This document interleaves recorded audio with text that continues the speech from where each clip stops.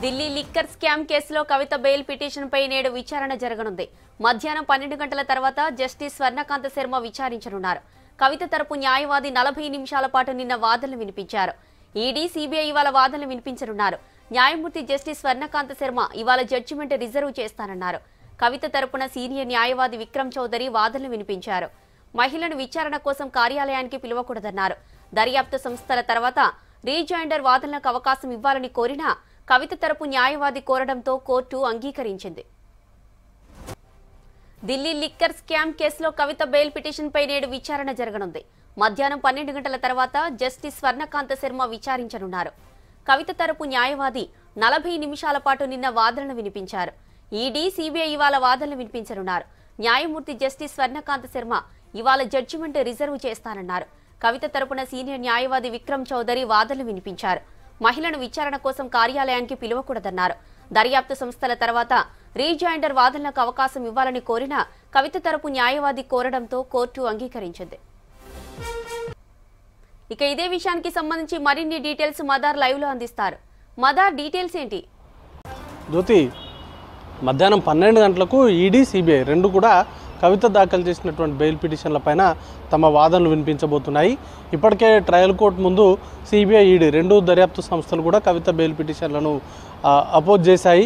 కవితకు బెయిల్ మంజూరు చేసినట్లయితే కేసు పురోగతి పైన తీవ్ర ప్రభావం అనేది కూడా పడడంతో పాటు గతంలో సాక్ష్యాలను డిస్ట్రాయ్ చేశారు, ఇటు అప్రోవర్స్గా మారినటువంటి వారిని బెదిరించారు. ముఖ్యంగా శరత్ చంద్రారెడ్డికి సంబంధించి ఆయన్ని బెదిరించారు.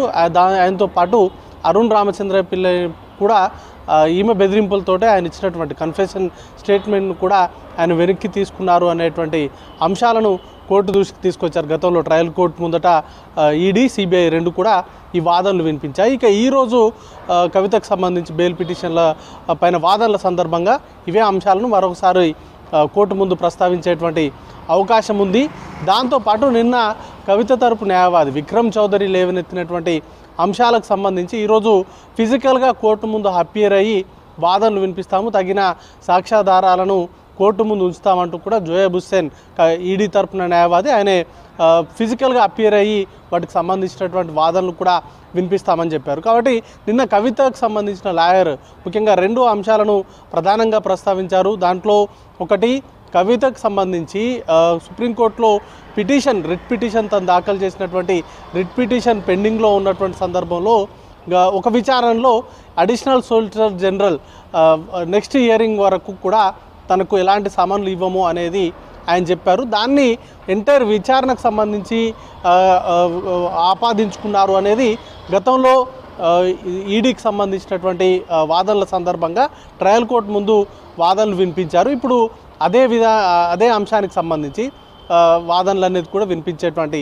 అవకాశం ఉంది. దాంతోపాటు సాక్ష్యాలకు సంబంధించి ముఖ్యంగా మొబైల్ ఫోన్లను డిస్ట్రాయ్ చేశారు, వాటికి సంబంధించినటువంటి ఆరోపణలను కూడా నిన్న కవితకు సంబంధించిన న్యాయవాది కోర్టు ముందుకు తీసుకొచ్చారు.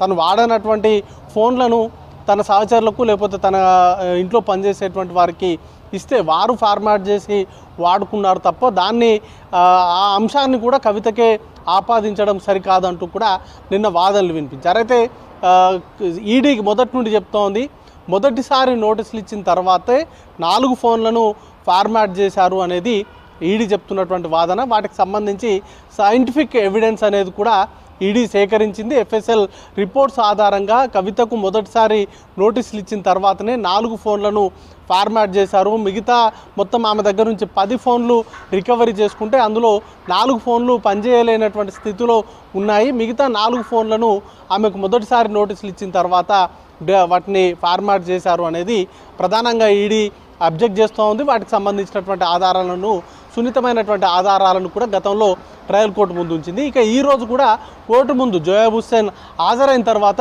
ఈ రెండు అంశాలకు సంబంధించి, ఎందుకంటే అడిషనల్ సోలిసిటర్ జనరల్ రాజు ఇచ్చింది కేవలం ఒక వాయిదాకు సంబంధించి, ఆ వాయిదా వరకు మాత్రమే తను నెక్స్ట్ నోటీసులు ఇవ్వము అనేది అంశాన్ని కోర్టుకి చెప్పారు తప్ప ఎంటైర్ విచారణకు సంబంధించి ఆ రిట్ పిటిషన్కి సంబంధించిన విచారణ జరిగినన్ని రోజులు కవితకు సంబంధించిన సమన్లు ఇవ్వము అనేటువంటి అంశాన్ని ఎక్కడ కూడా కోర్టు చేయలేదు అనేది ఈడీ చెప్తున్నటువంటి వాదన. కానీ కవిత తరపు న్యాయవాదులు మాత్రం ఈడీ సుప్రీంకోర్టుకి ఇచ్చినటువంటి అండర్టేకింగ్లో కఠిన చర్యలు తీసుకోబోము, సామాన్లు ఇవ్వము అంటూ కూడా అడిషనల్ సోలిసిటర్ జనరల్ స్టేట్మెంట్ ఇచ్చారు అనేది కవితకు సంబంధించినటువంటి న్యాయవాది వాదనలు వినిపించారు. వాటికి సంబంధించి ఈ రెండు అంశాలపైన ఈరోజు జోయబ్ హుస్సేన్ వారికి సంబంధించినటువంటి ఆధారాలతోటి వాదించేటువంటి అవకాశం ఉంది. సిబిఐ కూడా ఇదే రోజు తమ వాదనలు కంక్లూడ్ చేయబోతున్నారు.